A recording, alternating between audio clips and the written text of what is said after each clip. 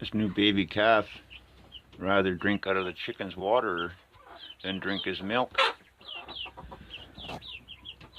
He'll eat grain, wetted grain down, but he won't drink the milk, but he'll gladly drink out of this chicken water. This is the newest one that just came last week. He's only a week and a half old. And I've been trying to feed him milk, and he's drank it a few times, mixed with chopped corn that is soaked in boiling water. And he eats that, but as soon as I add the milk to it, he won't touch it. But yet he'll drink out of that chicken water. I have him staying in with the chickens. I have another baby calf coming this Tuesday, which would be, what, September 3rd, I think it is? Or 3rd, or, yeah, 3rd or 4th. This is Sunday. First week in September. He just came to us here last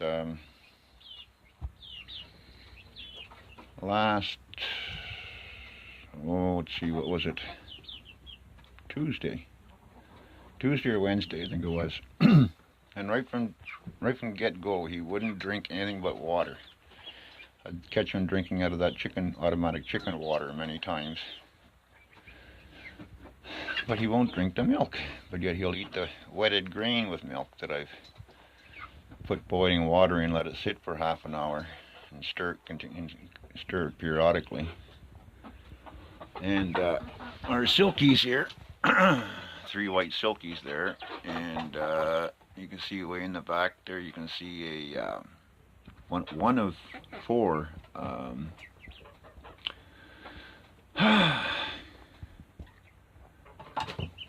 one of 4 what do you call them? Oh, God damn, I can never remember the name of them. And it's so simple name. And then I got the 3 silkies, and then 2 brown layers and a black layer. They were just oddballs I picked up. I don't even know what breed those brown and black ones are. I think the black one is a black barred rock, but the other brown and white ones, I know they're not a red Sussex, I know that. Just don't know what breed they are. What are you doing pecking at me?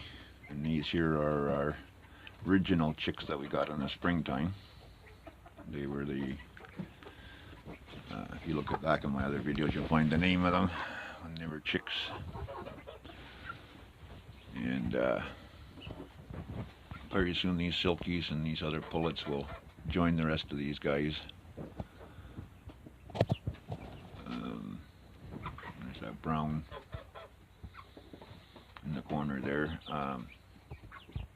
I'm drawing a blank again this morning, like I do every morning. And then after I finish the video, I remember what they're called. But I had 4 minis of the same thing, little tiny things. And I don't know if somebody came in here and stole them or what, but they just disappeared. They were there one night and gone the next. And there's our 1 goose we have left out of 2. Okay, and this is our newest calf, but we have one coming on Tuesday, which I believe is, tomorrow's Monday, but it's Labor Day long weekend, so the farmers don't like to be bothered on Sundays or on holidays around here. So he's coming on Tuesday. So that'll bring our herd up to 10. But this guy is weird. He does not like to drink his milk mixed with grain. The chickens want it, but if I just give him straight soaked grain with a little bit of milk powder in it, then he eats it. But he'd rather drink the water out of the water over there. I've caught him many times, and just before I started filming, he was drinking out of the water. And he's quite content with all the chickens in here. And he was a little on edge, I think, the first night he was in here. It's a meat bird right there to your left, or right, I mean, and I have yet to kill. And there's another one right there. I've been eating at least 2 or 3 of them a week. But I kill them just as I need them. I let them sit in the fridge in cold water overnight to rigor mortis, because if you cook them right away as soon as you kill them, they're tough until rigor mortis sets in. Sometimes I'll leave them 2 days in the fridge in cold water before I cook them, and then they're really tender. They're the Cornish cross. They're dressing out about the last ones I killed were about 2.7 kgs each, dressed out.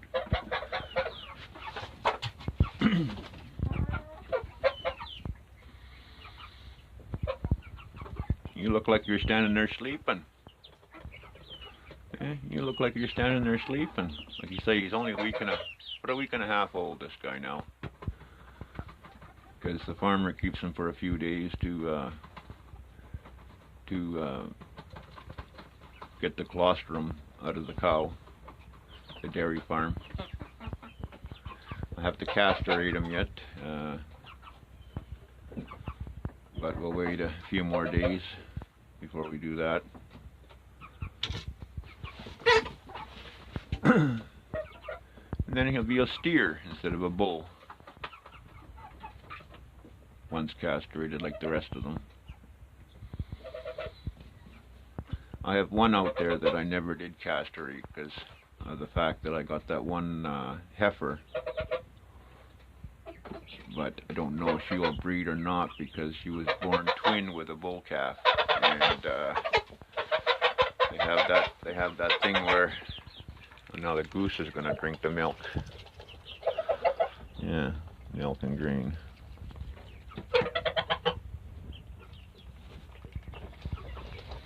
So like I say, after Tuesday, that'll bring our herd up to 10 head.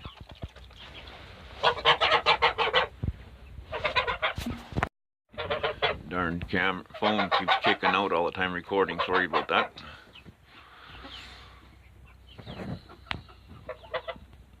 But we were sitting in the chicken barn here where I have this calf, and when I get the calf on Tuesday, he'll join this one as well. I have lots of barn space, but the nights are getting really cold, and we're getting down to like 1 Celsius, 2 Celsius at night. So I want them to kind of stay warm here and not hassled by the bigger steers, because they just bulldoze them out of the way. So I'll keep them in here. They got company with the chickens, because I found that one calf by itself, it gets lonely and it won't eat, it won't do nothing unless it's got another calf with it. So this way here, the chickens keep them company and keep them amused, and he's rather content in here. Just the first night was a little bit edgy for him. He wouldn't eat or drink nothing the first night. But mind you, he might have been drinking out of that water, chicken water after. I locked him up, so I'm like I say, I don't stay in here 24/7 with them. I just come down here and spend, half an hour or so with them. I spend a half an hour with the bigger ones, and I keep half an hour with the middle-sized ones, and so on and so forth, just so they get used to me. And like I say, I got automatic waters like that for the chickens and the turkeys in the turkey barn, and then the steers have got their other automatic waters that they drink out of. They're a bowl type one, sort of half moon or horseshoe shape, I should say, where the other steers are. And everything's on automatic, so I don't have to haul water even in the wintertime. Everything's all heat traced in case the animals are outside, and there's no animals in here during the day or night or whatever to keep the barns warm. But these chickens will keep this barn nice and warm just on their own in the wintertime, because it's well insulated. summertime I take the windows out and just they got screen on them so nothing can get in. The heavy hardware cloth, like you can see here. And right now, because of the cold nights, I only got the one open. And that chicken door down there stays open 24/7 all the time, so they can come in and go out in the evenings and mornings on their own. I don't have to come down here and open it for them, which is a pain. Nothing can get in because they got a huge fenced area outside, 6-foot high fence. And foxes can't jump over that. I guess a bear could get through it, but it's pretty tough. It's 2x4 welded fence wire and chain link, and then there's also electric fence wire that goes around the whole pen, about 6 inches off the ground, and then again at about 20 inches, about a foot away from the pen. So we don't have any kind of snakes or stuff like that. The only thing that could get in, I guess, is a weasel, but I think in all the 37 years I've been doing this, I think I've only had 1 or 2 weasel problems. I try and free range them as much as I can without the pen, but this year for the first time in, oh God, many years, I've had problem with a bear and a fox, and I've taken care of those 2. And I let them out every other day, free ranging, and just see what happens if there's anything else around yet or not, because I'm not sure if there's another one. But the one fox that I got there, he was a monster. Like, I've never seen a fox so big as that one. But he was hard to get. He was smart. But I have a few tricks up my sleeve how to get them, whether I'm around or not.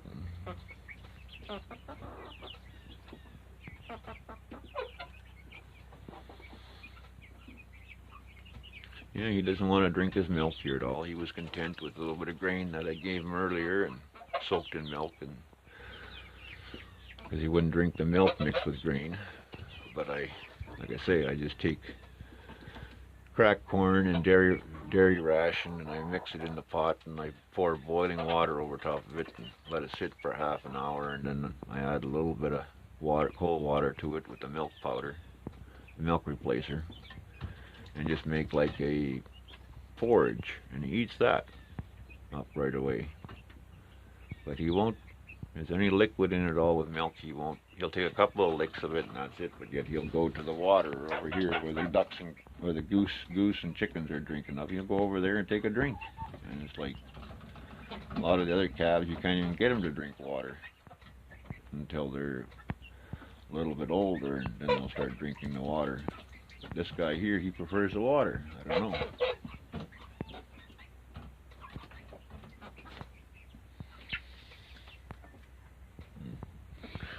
These guys here, I put a feed bag over top of the milk pail so they can't, I'm not fighting them off because they're trying to get into it, but they know it's there, but I covered it up so they can't get in there.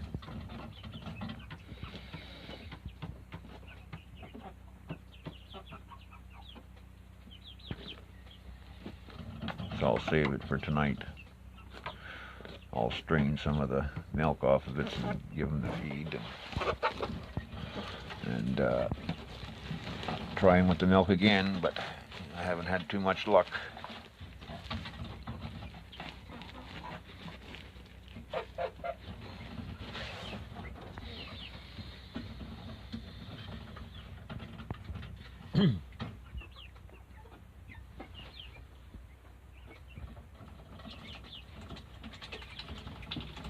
That goose is sure going to town on that water. They also have a big water pail outside for water to stick their heads underwater, because they like that. They put their whole head underwater. That's outside for them. But that one I have to fill up on a regular thing for them. But out in the pasture, the steers and heifers, they've got a big tank. Actually, it's a bathtub, and also an old laundry tub with an automatic float in it that fills it up. And in the wintertime, it'll have one of those floating de-icers on top of it for when we have our 20 and 30 below, 40 below days.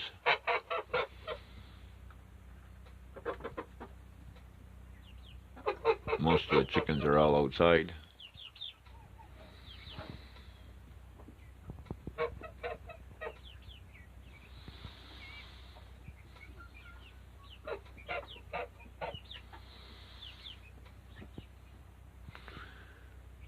The nice thing about having the chickens around the steers and stuff is any flies that get on them, the chickens pick them off right away.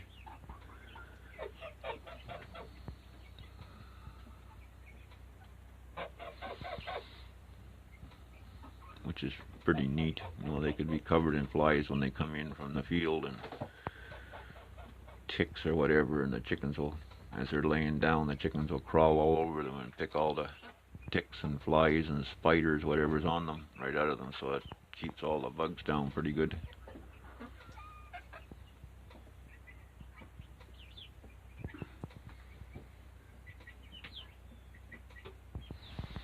I see I gotta adjust my float level or my spring tension on that bowl there. It's overflowing.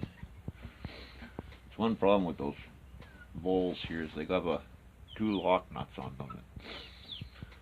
No matter how tight you put them, it seems the chickens and the geese spin that thing around hard enough that even when you put the two jam nuts in there, somehow it still seems to drop lower down and start overflowing.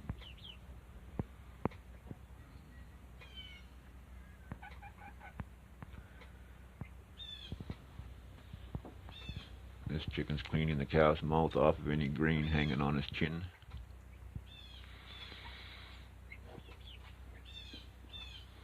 Well, we're not going to try and force feed him here. We got him to eat a little bit of grain there, so see if he eats tonight some more. As long as he's drinking water, that's the main thing, so he doesn't get dehydrated. As I say, I won't bottle feed them. I never have, and I never will. I get them to learn to eat on their own. A lot of times when they come from the dairy farmer, they're pretty much eating on their own already sometimes. Like the last one I got that's up with the other steers there. Christ, he was fully on his own right from get-go. And I'm not sure how they feed him in the dairy farm there until I picked them up. I've never asked them, but sometimes they go a night without eating, because I'm not going to sit here and fight with them for more than 15 minutes. I'll sit with them for half an hour, but I'm not going to fight to get them to drink. If they're not going to even suck on my finger, well, it's no use. And then I leave them till the next day, and they're hungry, and they'll go for it. They'll take to your finger. They're usually mooing. But if they go more than 24 hours without drinking anything at all, then I'll force feed them by putting their head in a headlock and shoving their face into the milk. But he's drinking the water quite regularly. Okay, guys, please share the video, subscribe, and give it a thumbs up or a thumbs down, whatever you prefer. And let's get this channel built up, and we'll do a lot more videos, because right now it's so low viewership that it's kind of not interesting to do videos on a lot of stuff that I'm doing, because it's just not there right at this time. And I've been doing it for, oh God, over 2 years. And there's lots of stuff that I do that I could be videoing, but like I say, if it's not there, it's why do it? Okay, take care, and until next time.